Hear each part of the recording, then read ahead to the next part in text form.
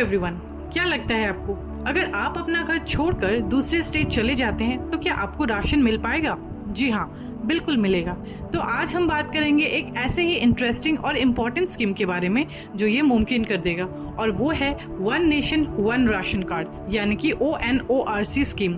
ये स्कीम 2018 में department of food and supplies और ministry of consumer affairs, food and public distribution ने launch की थी। यहाँ PDS यानी कि पब्लिक डिस्ट्रीब्यूशन सिस्टम का मतलब है एक सरकारी योजना जो भारत में बेसिक नेसेसरी आइटम्स को लोगों तक सस्ते दामों पर पहुँचाती है। इसका मुख्य उद्देश्य गरीब और असमर्थ व्यक्तियों को सस्ते दामों पर खाद्य सुरक्षा प्रदान करना है।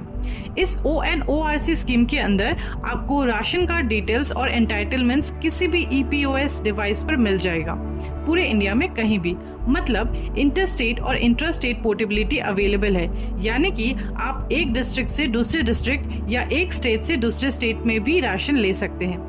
अब आप सोच रहे होंगे कि ये EPOS क्या है, तो सुनिए। पब्लिक डिस्ट्रीब्यूशन सिस्टम यानी कि PDS के लाभार्थी को कम राशन ना मिले, इसके लिए राशन डीलरों के दुकानों को online electronic point of sale यानी कि POS डिवाइस को इलेक्ट्रॉनिक तराजू से जोड़ दिया गया है। इस डिवाइस के लगाने से अब राशन तौलने में गड़बड़ी की कोई गुंजाइश नहीं होगी। इस ONORC स्कीम का मेन पर्पस ये है कि इमिग्रेंट वर्कर्स और उनके परिवार को फूड सिक्योरिटी प्रोवाइड की जा सके, चाहे वो कहीं भी हो। अब आपको अपने राशन लेने के लिए अपने घर वापस जाने की जरूरत नहीं है। ये scheme national food security act 2013 के तहत आती है। आसाम ने रिसेंटली ये स्कीम इम्प्लीमेंट की है और अब तक 36 स्टेट्स और यूनियन टेरिटरीज में ONORC प्लान सक्सेसफुली इम्प्लीमेंट हो चुकी है। तो अब पूरे देश में फूड सिक्योरिटी पोर्टेबल हो चुकी है और सरकार ने एक मोबाइल ऐप भी लॉन्च किया है जिसका नाम है मेरा राशन। इस ऐप के थ्रू आपको रियल टाइम इंफॉर्मेशन मिलेगी। कमेंट करके बताइए, क्या आपने इस ऐप को ट्राई किया है? ये ऐप 13 लैंग्वेजेस में अवेलेबल है, तो लैंग्वेज का भी कोई प्रॉब्लम नहीं होगा। चलो थोड़ा स्टैट्स देखते हैं। नेशनल फूड सिक्योरिटी पोर्टल के अकॉर्डिंग अब तक more than 20 crore ration cards issue हो चुके हैं और 4.5 लाख से ज्यादा POS enabled fair price shops हैं। अब आपकी जानकारी के लिए बता दें कि फेयर प्राइस शॉप वो पब्लिक राशन स्टोर है जो एसेंशियल कमोडिटीज एक्ट 1955 के सेक्शन 3 के अंदर लाइसेंस्ड होते हैं। अब अगर बेनिफिट्स की बात करें तो ये स्कीम करीब 81 करोड़ बेनिफिशियरीज को फायदा पहुंचाएगी, क्योंकि राशन कार्ड्स को डिजिटल बनाया जाएगा। इस सिस्टम से NFSA बेनिफिशियरीज, खासकर माइग्रेंट बेनिफिशियरीज, अपने एग्जिस्टिंग राशन कार्ड के जरिए किसी भी फेयर प्राइस शॉप से देश भर में पूरा या आधा हिस्सा अनाज क्लेम कर सकते हैं, बायोमेट्रिक या आधार कार्ड ऑथेंटिकेशन के साथ, बिना किसी तकलीफ के। अब अगर आप ये सोच रहे हैं कि NFSA बेनिफिशियरीज कौन है, तो आपको बता दें कि 75% ग्रामीण और 50% शहरी पॉपुलेशन एंटाइटल्ड है ये हाईली सब्सिडाइज्ड फूड ग्रेन्स पाने के लिए, वो भी 2 बेनिफिशियरी कैटेगरीज के अंदर, अंत्योदय अन्न योजना यानी कि AAY और प्रायोरिटी हाउस होल्ड्स यानी कि PHH। इस ONORC स्कीम के जरिए एक स्टेट के सारे बेनिफिशियरीज दूसरे स्टेट्स में जहां राशन कार्ड जारी किया गया था वहां सेम फेयर राशन ले सकते हैं। ये योजना माइग्रेंट लेबरर्स की फूड सिक्योरिटी को भी इंश्योर करेगी जो बेहतर नौकरी के अवसर के लिए दूसरे स्टेट्स में जाते हैं। ये फेक या डुप्लीकेट राशन कार्ड्स को पहचानना भी बेहतर बताएगी और प्राकृतिक डिजास्टर या अन्य इमरजेंसीज के समय उनको सुविधा देने में भी मदद करेगी। राशन कार्ड पोर्टेबिलिटी को IT ड्रिवन सिस्टम के जरिए हासिल किया जाएगा, जिसमें हर फेयर प्राइस शॉप में EPOS डिवाइसेस लगाए जाएंगे।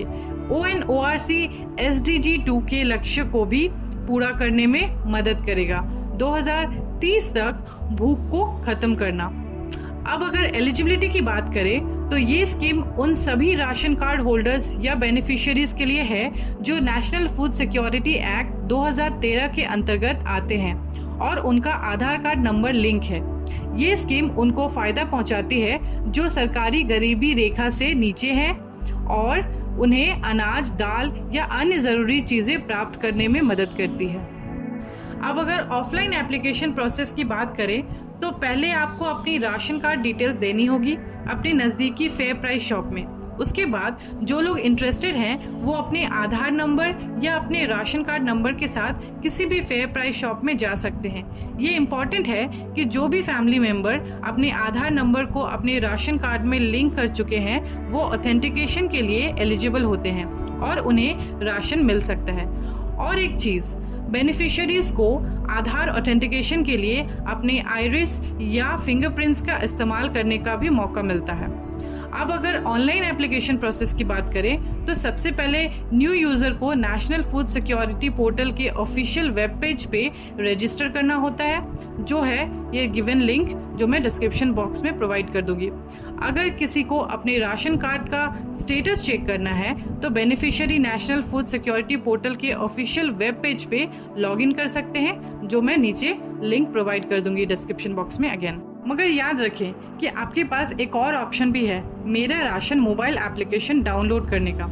एक बार डाउनलोड कर लिया तो बेनिफिशियरी ये सारे काम यहीं कर सकते हैं, जैसे रजिस्टर कर सकते हैं, अपने नज़दीकी राशन शॉप्स का पता लगा सकते हैं, एलिजिबिलिटी क्राइटेरिया चेक कर सकते हैं, ट्रांजैक्शंस देख सकते हैं, आधार लिंक कर सकते हैं। इस तरीके से आप आसानी से अपने राशन कार्ड के लिए अप्लाई कर सकते हैं और उसका स्टेटस भी देख सकते हैं। अब आखिर में आता है सबसे important, that is required documents. अब अगर उसकी बात करें तो पहला डॉक्यूमेंट है राशन कार्ड और दूसरा डॉक्यूमेंट है आधार कार्ड। बस इतना ही। थैंक यू, मिलते हैं अगले वीडियो में, तब तक के लिए बाय।